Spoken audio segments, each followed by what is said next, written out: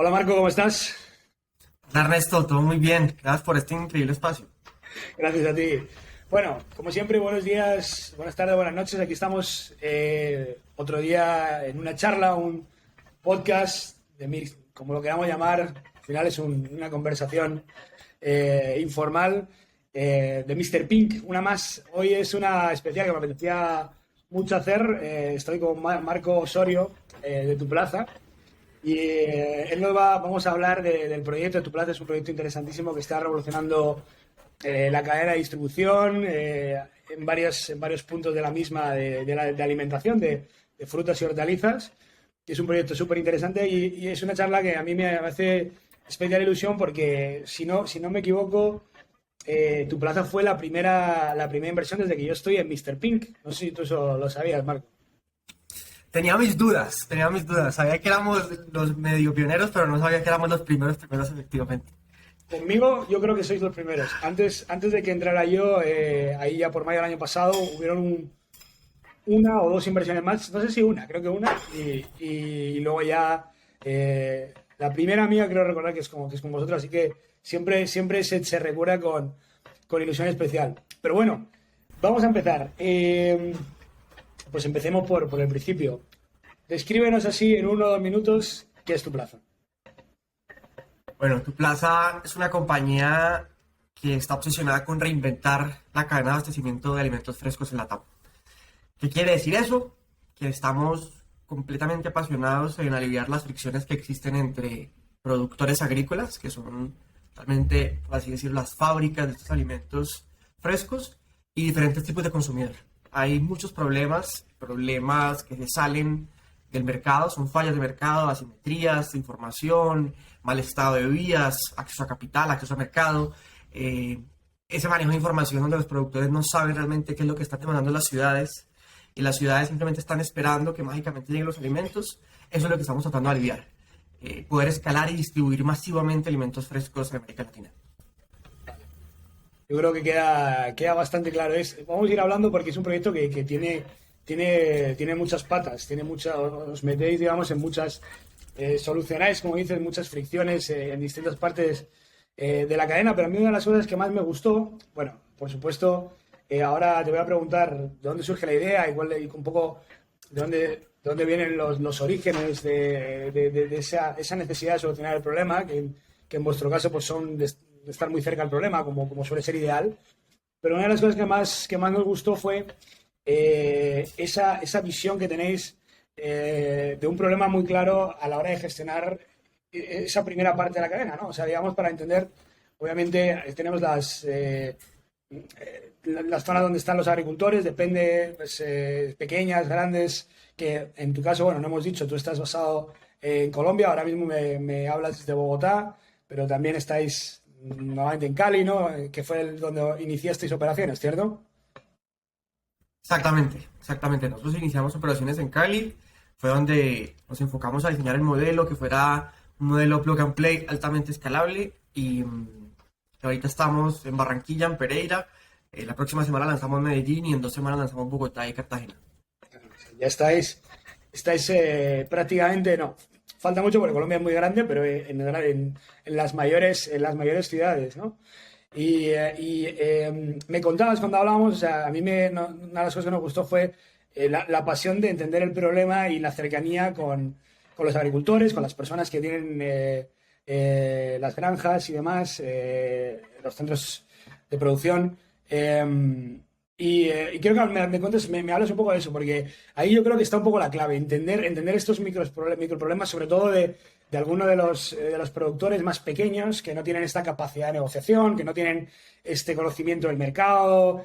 Y si puedes también cuéntame un poco, porque a mí una de las cosas que más me gustó fue la forma que teníais de crear comunidad y de conquistar a este pequeño productor, ¿no? De llegar a él y de hacerle entender que al final estáis en el mismo barco. Buenísimo. A ver, es una pregunta para una tesis de doctorado, pero En vamos a resumen, resumir. Eh, a ver, en América Latina y en el mundo, pero puntualicemos América Latina, hace más de 200 años hemos cambiado estructuralmente la forma en que consumimos alimentos, pero también cómo los producimos y cómo los comercializamos. Y un pequeño productor, en últimas, es un jugador que tiene una experiencia técnica, una forma o una praxis del mundo de los alimentos, de cómo producirlos, pero que está a años luz de entender realmente la dinámica del mercado.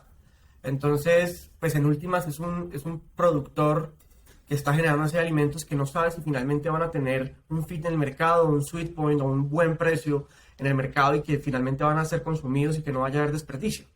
Entonces, hay múltiples dolores, un pequeño productor. Dolores tan básicos en el sentido de tan intuitivos como el acceso a capital, donde no tienen acceso a capital, donde son poblaciones normalmente rurales, con múltiples problemas de acceso a servicios públicos, de acceso a información, de acceso a formalización, donde están completamente desconectados del mundo formal de facturación y donde no tienen ese vínculo con un mercado. Y pues en últimas están produciendo un producto de primera necesidad de un mercado que lo necesita. Entonces estos productores normalmente se han visto presionados por un mundo de intermediarios. Y esos intermediarios no son villanos. Los intermediarios son una solución a la falla de mercado. Hay una oportunidad, existe un jugador que entra a solucionarla. Lo que pasa es que los intermediarios hay muchísimos que no generan valor en la cadena. Lo que están haciendo es presionar un precio hacia atrás, hacia el productor y simplemente aprovecharse de una oportunidad donde ellos sí tienen acceso a la información de mercado y llevar ese producto y tratar de generar el mayor, digamos que, margen bruto en la cadena. Entonces estos productores tradicionalmente se han visto presionados en términos de precios. No solo en términos de precios, sino que han perdido cosechas por no poderlas vender a un buen precio. Han perdido cosechas por no tener buenos compradores. Entonces hay una falta de confianza también en la estructura agrícola latinoamericana. Es uno de los grandes retos de tu plaza es cómo hacemos icebreaker con esa desconfianza. Cómo le decimos al productor, montes en el barco, le vamos a cumplir, montes en el barco, vamos a aumentar el volumen, montes en el barco, vamos a mejorarle los precios y el valor percibido por estos productos del mercado. Entonces ahí es donde comienza una serie de estrategias, donde iniciamos supremamente empírico, de caer muy bien, hasta ya ir sofisticando la forma en cómo positivamente podemos convencer a los productores. Porque un productor siempre va a tener un costo de oportunidad altísimo, que es la central de abastos. Estos grandes marketplaces tradicionales en donde, digamos que se congregan diferentes jugadores, intermediarios, mayoristas, productores, para poder transar. Pero son los mercados informales, son mercados donde hay mafias internas, mercados con sucios, con mercados de stock, de inventario obsoletos, que no generan valor, pero que siempre va a haber un costo de oportunidad donde el precio está cambiando. Entonces, nosotros hemos creado un modelo de líderes de comunidad hacia atrás. Hoy está supremamente de moda el front comercial de líderes de comunidad para vender y una red grandísima. Nosotros entendimos que, primero, que nuestra necesidad no era crecer muy rápido en demanda, sino era crecer muy rápido hacia atrás y poder ordenar la oferta para luego crecer sin problemas. Entonces, este modelo de líderes lo interpretamos fue backdoors, en donde las comunidades rurales son centros supremamente tradicionales y cerrados y teníamos que entrar. Pero era muy difícil entrar como compañía, aquí está tu plaza, vamos a venderles, sino, ¿por qué no entramos con un vecino de la comunidad y que este vecino sea el punto de contacto de los productores y las oportunidades de cultivos con tu plaza y una oportunidad de un comprador? ¿Y cuál es el gancho? Pues claramente este líder se lleva una parte de una comisión económica por esta función, por ordenar las producciones, por ordenar los productores, por decir quién es bueno y quién no, por disminuir el riesgo de tu plaza entrando en una comunidad. Y eso nos ha ido, con esa metodología nos ha ido bastante bien. ¿Qué retos existen todavía? Poder formalizar al productor, que este productor entienda las necesidades de un país y de una nación y de una región formal, en donde la información y las transacciones deben ser formales para generar mayor movilización social, pero además también que este productor entienda que necesitamos un abastecimiento de largo plazo, que no puede entender cosechas por momentos, sino cómo yo me voy preparando para lo que tu plaza está viendo a futuro. Y ahí es donde venimos innovando constantemente, contratos pre-cosecha, alistamiento de paquetes tecnológicos, que no estamos hablando de tecnología de la NASA, sino como paquetes tecnológicos sencillos, y cuando hablo de paquetes tecnológicos hablo de fórmulas nutricionales, asistencia técnica, cómo todo eso puede generar una fidelización del productor y un mayor bienestar del productor. Pero me vuelvo Ernesto, y perdón te quito otros minutos antes de la próxima pregunta que me habías preguntado, me acabo de caer en cuenta que no respondí de cómo inició tu plaza, o sea, cómo el concepto de tu plaza, cómo arranca. Ok. Ahora vuelvo ahí, pero si quieres cierra esto que estabas contando de súper interesante de la oportunidad, del apoyo que estáis dando, ¿no? A estas comunidades también. Sí, o sea, nosotros estamos supremamente enfocados en el modelo transaccional, es decir, nosotros lo que estamos haciendo hoy en día es buscando el mejor producto y el mejor cultivo para llevarlo al mejor mercado con el mejor precio y tener una increíble cadena que genere una increíble marca y un increíble bienestar en términos de alimentos frescos. Pero en últimas, en el buen sentido, eso es una excusa. Es una excusa también para generar bienestar a estas poblaciones que además son demandantes de productos y servicios, y productos y servicios que eventualmente tu plaza puede suministrarles. Pero eso va a ser otro capítulo. Ahorita estamos enfocados en un frente de generar una escala increíble de distribución de alimentos frescos. Claro, bueno, interesantísimo. O sea, así como resumiendo todo lo que has contado muy bien, o sea, al final ellos son vuestra fuente de producción, ¿no? Al final es quien tiene el tomate, el aguacate, un pequeño productor en Cali o en Pereira o donde sea. Pero vosotros también, y también eso nos gusta porque sin duda son un proyecto de impacto, ¿no? Porque al final es un proyecto que sin ninguna duda genera mejoras y beneficios para estas comunidades. Pero nos gusta muchísimo cómo os colocáis, primero cómo llegáis, como has descrito, con estas que demuestran mucho conocimiento del mercado, de cómo llegar a este pequeño productor que está en una comunidad que de difícil acceso, con una cultura especial, con una desconfianza tremenda, como has definido, y crear esta capilaridad de gente cercana, creo que es brillante. Y luego está toda la parte de colocaros como una capa como de aliado, ¿no? Siempre suena raro y siempre hay que vencer esas dudas, como decías tú, de que la gente al final tienes confianza de otras empresas, de la central de abastos, y llegáis vosotros un poco queriendo no solucionar, pero mejorar su vida, su producción y demás, y hay dudas, ¿no? Pero al final yo creo que con el tiempo, como hemos hablado muchas veces, entienden que tener un aliado como vosotros mejora muchísimo su capacidad de ejecución y su capacidad de producción, y sobre todo les deja enfocarse en lo suyo, que lo suyo es producir, pero tiene muchas cosas que no es lo suyo y que son necesarios, como es abastecerse de productos tipo abonos y demás, que en los precios al cual no los controlas, te venden a más caro porque eres pequeño, o, como decías, acceso a financiación, que también, si eres un agricultor en una zona, en un pueblo pequeño, pues no tienes esa relación con los bancos, ni esa facilidad de decir necesito un préstamo, no sé qué. Y luego está todo el tema de la producción, que has tocado muy brevemente y como sería otra conversación larguísima como las que hemos tenido tú y yo en ocasiones sobre predicción de demanda, sobre hasta incluso utilizar futuros de ciertos productos para entender hacia dónde va la dinámica de precios. El tema de tener controlado un poco o tener cubierto un poco la venta, la producción y el precio de esa producción, que es quizás el pain point más grande que tienen estos pequeños productores, que dices, podré vender la producción y si la vendo, podré venderla al precio que quiero. Bueno, vosotros os metéis un poco ahí a ayudar a decir, mira, yo estoy aquí, esto es lo que yo te puedo garantizar en los próximos años o donde creemos que vamos a estar. Tranquilo, ponte a producir, yo te lo cubro. Este es el precio que vamos a tener, estoy yo aquí. Entonces, creo que es un win-win, como se suele decir, pero es real. O sea, os habéis puesto en un punto que para vosotros es muy, obviamente, beneficioso como empresa, si no, no es una ONG, ahí para eso estáis, pero también es una ayuda a la comunidad sin ninguna duda y eso es lo que nos gustó, ¿no? Y ahora sí, me apetece que me cuentes un poco de en qué momento surge la chispa, en qué momento abriendo una Club Colombia o lo que fuera que estabas haciendo. Esto es lo que yo tengo que hacer años de mi vida. A ver, el concepto general de tu plaza era un concepto que estaba en mi mente hace muchos años, pero que siempre consideré, y ahí es donde uno peca como emprendedor, de que era un modelo supremamente intensivo en capital, supremamente difícil de ejecutar. Entonces siempre lo tuve en mi mente, siempre sabía que había una oportunidad gigantesca, y yo y alegremente y felizmente todos los co-founders de tu plaza coincidimos en eso, y es que una compañía exitosa es aquella que está resolviendo un gran problema, un problema mundial, ¿sí? Un problema humano, ¿sí? Que no está inventando y no está haciendo blogs tratando de meter un problema, sino que es un problema latente y que estamos relacionados con ese problema. Pero yo estaba apasionado con el problema de la agricultura hace más de 5 años.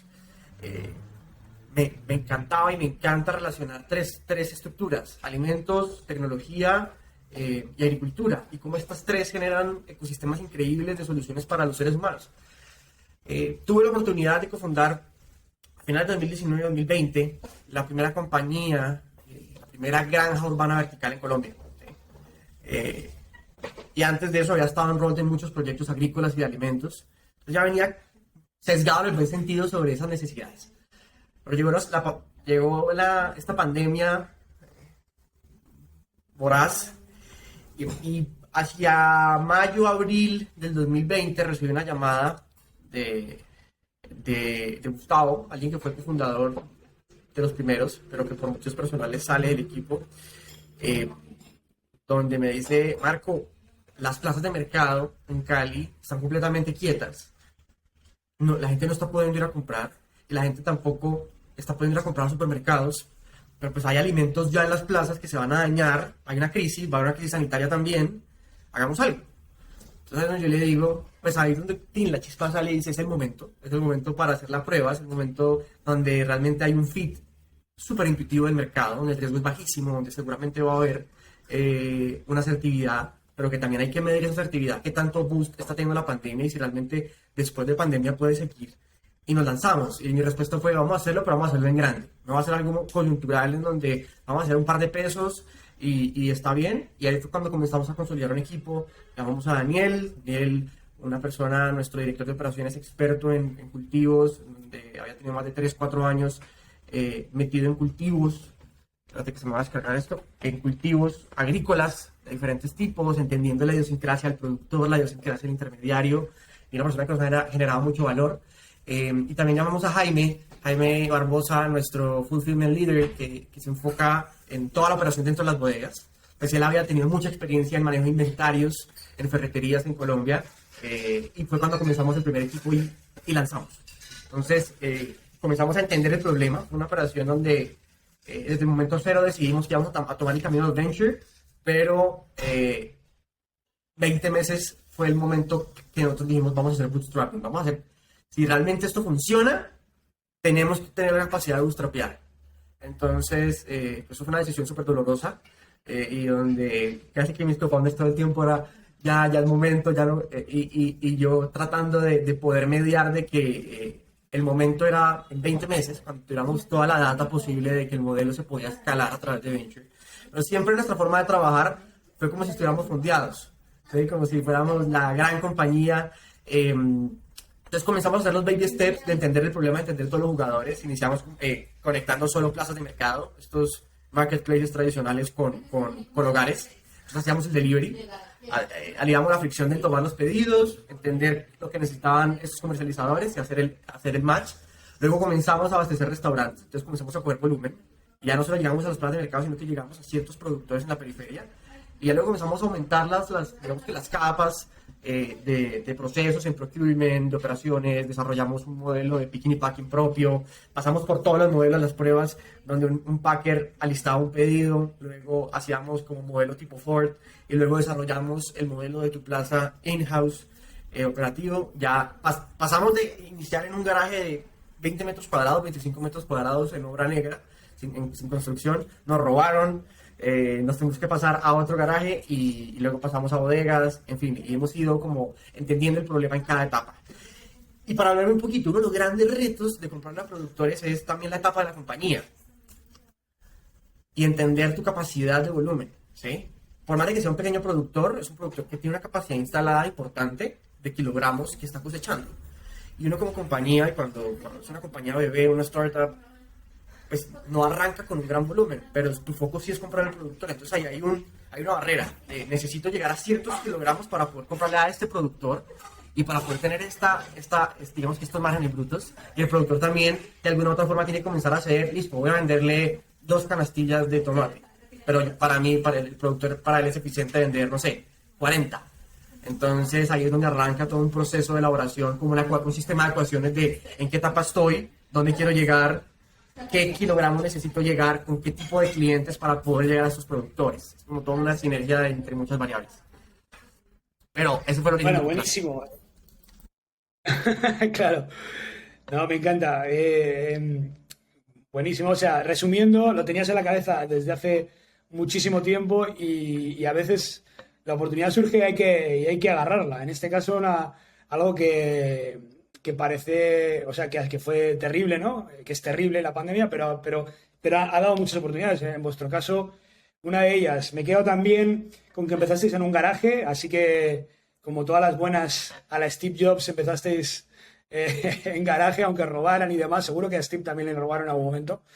Eh, También me quedo con el tema de tu visión de bootstrapear, para el que no sepa, bootstrapear quiere decir, es un término inglés que viene de atarse, bueno, de los cordones de los zapatos, pero básicamente lo que hace referencia es trabajar con lo opuesto, es decir, sin ayuda, sin sueldo, con lo que tienes, quizás a veces con un préstamo de tu tía o con lo que pase por ahí, ¿no?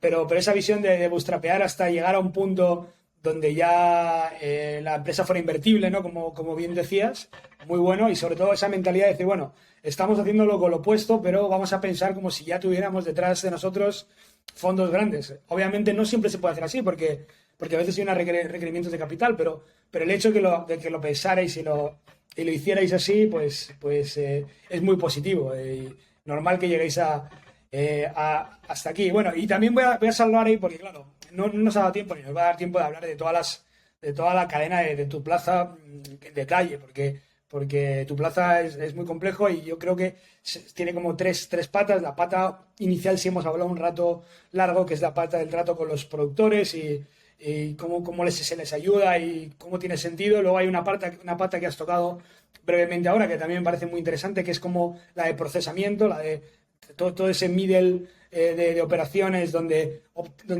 innováis en la forma de empaquetar para que ocupe menos espacio y para que sea más rápido, donde tenéis unos centros de distribución donde la fruta no puede pasar más de 48 horas, creo que es, ¿no? Si no me equivoco. O sea, tiene que ser súper fresca y todo tiene que ser una rotación inmediata y todo está optimizado en que eso ocurra y hay métricas para medirlo, lo cual me parece buenísimo. Y luego está la tercera pata, que es la pata de la distribución, que también tiene distintas capas y distintos motivos y distintas innovaciones, y no solamente esos restaurantes, sino que hay otros clientes distintos, pero bueno, como digo, no hay tiempo.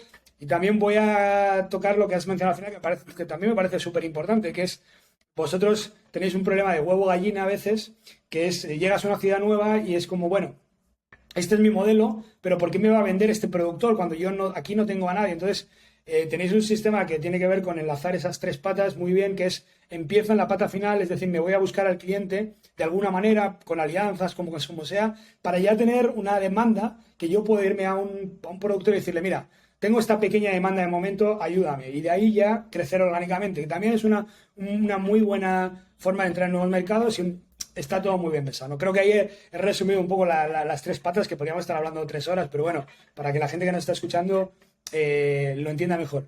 Pero lo que me gustaría ahora que habláramos un poquito, que lo has mencionado ahí, es que tú siempre tenías en la cabeza la idea de que fuera un proyecto venture-backed, que básicamente quiere decir que un proyecto que pudiera crecer con financiación y crecer muy rápido y escalar rápido y que sea un proyecto pues ambicioso, digamos, y así lo pensaste desde el primer momento.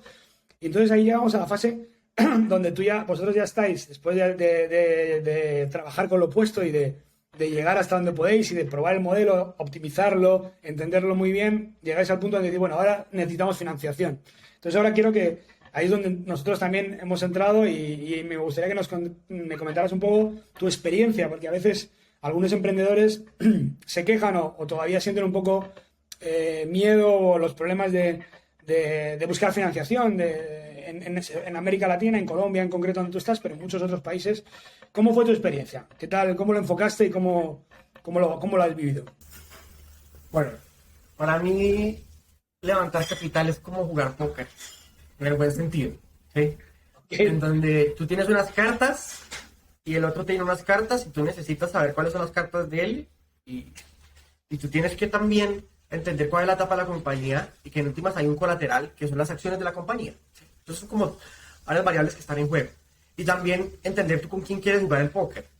O sea, quieres tener una buena mano, quieres tener una mano competitiva, una mano que todo el mundo esté al lado viendo cómo se está desenvolviendo el juego. Entonces, es súper importante uno comenzar a crear ese pool de jugadores con el que uno quiere jugar. y conocerlos, y que te conozcan, y entenderlo, y entender cuáles son las necesidades de los jugadores.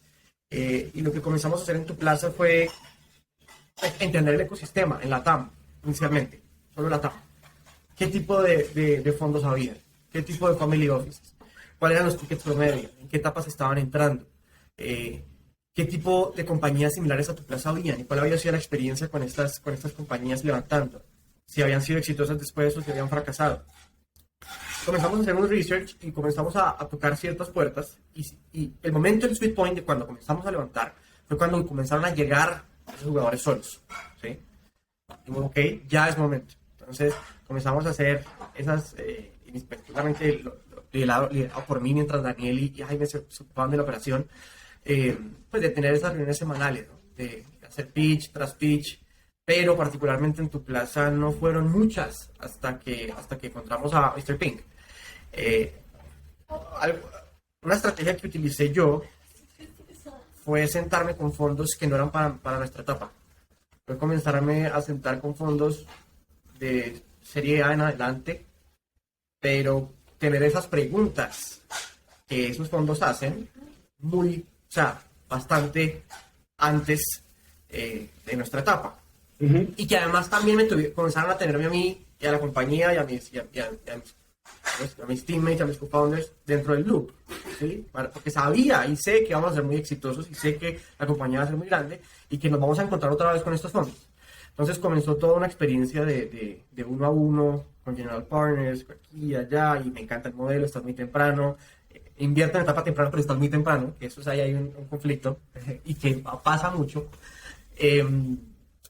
Llegamos a Mr. Pink. La primera impresión fue, oiga, la página web es increíble. O sea, llamémosle el go-to-market o la forma en que dicen lo que hacen realmente es diferenciado.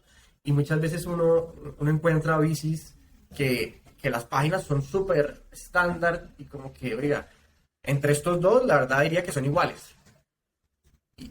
Pero Mr. Pink no, Mr. Pink era algo distinto, la forma de comunicarse con el founder, sobre, venga, mándenme un voice note si quiere, o súbame aquí el dedo, lo que sea, es bastante innovador y creo que también te hace quitar ese miedo que muchas veces está a generar en esa primera llamada en frío, ese primer mensaje en frío.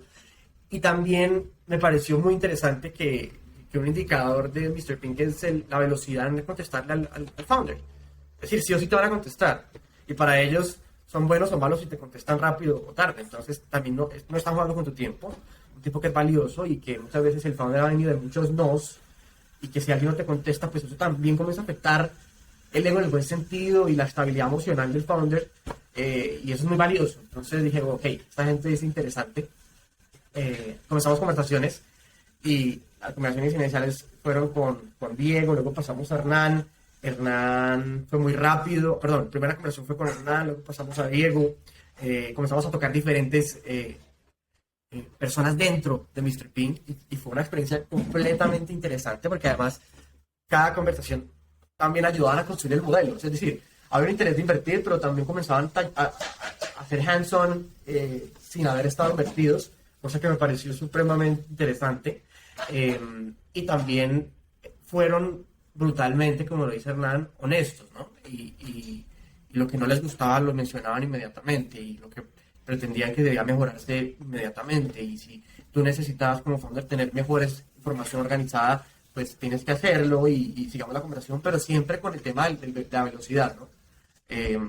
Muchas veces también en el mundo de los VC se peca mucho con la velocidad y en un mundo donde literalmente el nombre es riesgo, pues sí, hay que disminuir el riesgo, pero también hay que saber y el timing de la compañía y el timing del emprendedor y el timing también del VC de que si está trabajando con un founder podría estar trabajando con otro y viceversa los dos lados.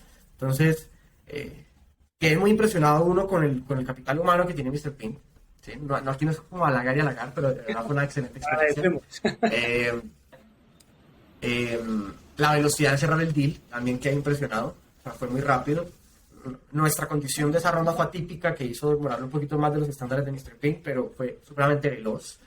Y nada, fue una excelente experiencia. Y también diría que el ecosistema venture muchas veces se había afectado por estas grandes rondas, ¿no? y tuvimos un año pasado y años pasados unas rondas muy grandes que opacaban a emprendedores que eran muy buenos y que lo veo todos los días, como frustrados de que tienen un excelente producto, un excelente modelo, o no están levantando como levantan pues, compañías gigantescas.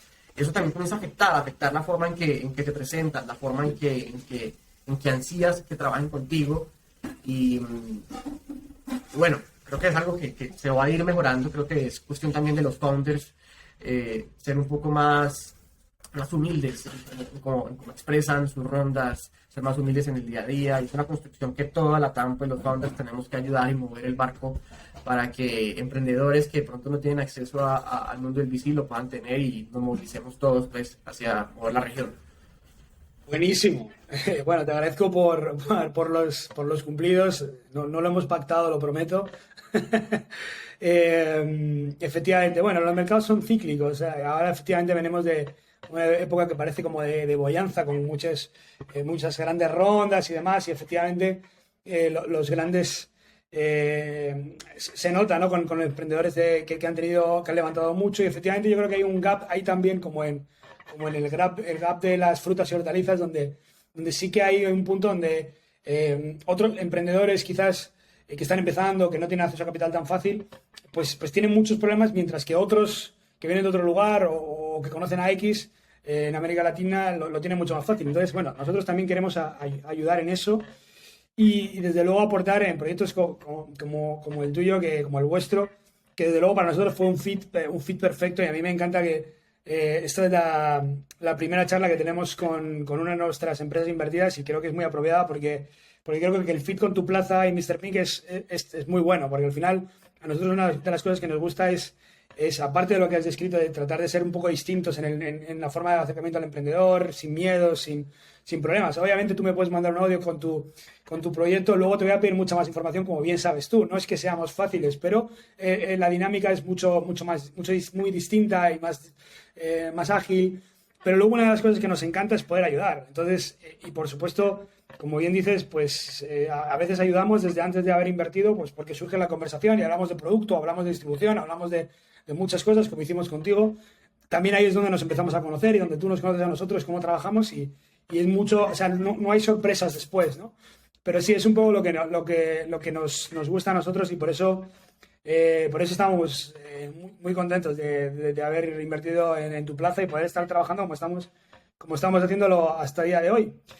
Si te parece, ya llevamos un buen rato. Me gustaría que cerráramos un poco con el futuro. ¿Cómo ves el futuro de Tu Plaza? Sé que en charlas que hemos tenido recientes, sé que estáis en muchos frentes. Dentro de lo que puedes contarme, que también sé que hay mucha confidencialidad, pero ¿cómo ves esto de este 2022-2023 para Tu Plaza? ¿Cuáles son los retos? Bueno, el futuro lo podemos dividir en tres etapas. Venga, vamos. ¿Sí?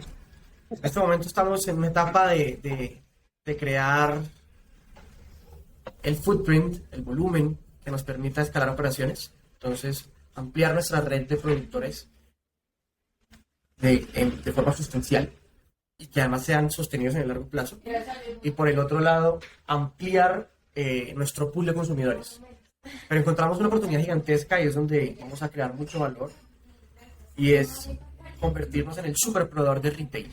Estos grandes jugadores, estos grandes espacios agregadores de demanda, en donde tienen muchas dificultades de poder escalar sus operaciones de fresh produce, de alimentos frescos, de frutas y verduras, ¿sí? Cómo escalarlas en diferentes ciudades donde tienen presencia, cómo escalar la estandarización de precios, cómo estabilizar los márgenes brutos que están obteniendo estos grandes conglomerados.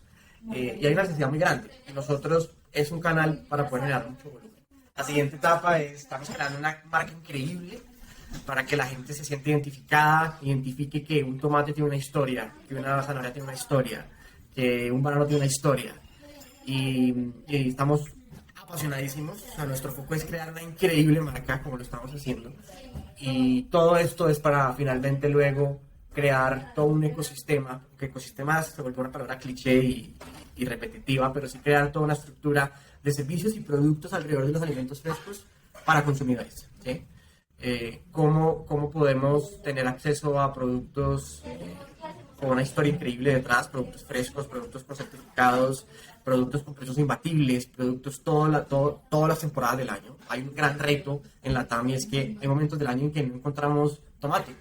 ¿Por qué? No, porque lo que pasa es que todos los productores decidieron producir en cierta época por un tema de efecto dominó social y en otra época nos quedamos sin tomate. Entonces es uno de los grandes retos también que hay en cómo estabilizamos el portafolio de productos todo el año. Nosotros manejamos más de 140 productos entre frutas y verduras, lo cual es un reto gigantesco. Entonces también otro de los retos es incluir capas de tecnología en toda la cadena que nos permitan ser muy sofisticados y muy competitivos en estos 140 productos.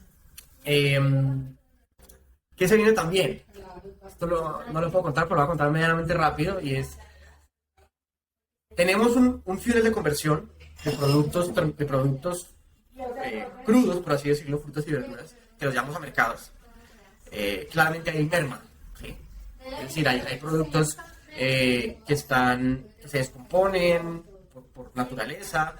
En este momento lo controlamos en el 1%, lo cual es un gran indicador. Lo que vamos a hacer también es sacar una línea de productos listos para consumo, ready to eat, prepared meals, que son productos supremamente frescos para sacarlos en ecosistemas de retail, en mercados de retail, para que la gente pueda tener rápido, el ejecutivo que tiene que ir rápido de una reunión a otra, pues puede parar en el retail, compra el ready to eat de tu plaza y sigue, ¿sí? Con la misma calidad, con la misma marca y con la misma frescura de nuestras frutas y verduras. Eso es lo que se viene rápidamente. Vamos a abrir varios países este año, vamos a abrir más de 10 ciudades este año y lo que pretendemos es crear la estructura y crear un modo estandarte que además el resto de empresas que están dentro de este ecosistema nos vean como un referente y que también se suban al barco de hacer las cosas bien, que se pueden hacer las cosas mejor en un mundo de frutas y verduras. Buenísimo, buenísimo, Marco. Lo vamos a dejar ahí, me ha gustado mucho. Se pueden hacer las cosas mucho mejor en el mundo de las frutas y verduras. Me quedo con esa idea, que podría ser vuestro eslogan, tu plaza, porque cada tomate tiene una historia. Y bueno, pues nada más. Lo vamos a dejar aquí. Muchísimas gracias por tu tiempo, Marco, y nos vemos pronto. No, gracias a ti, Ernesto. Buena la conversación. Pues sí. Chao, chao.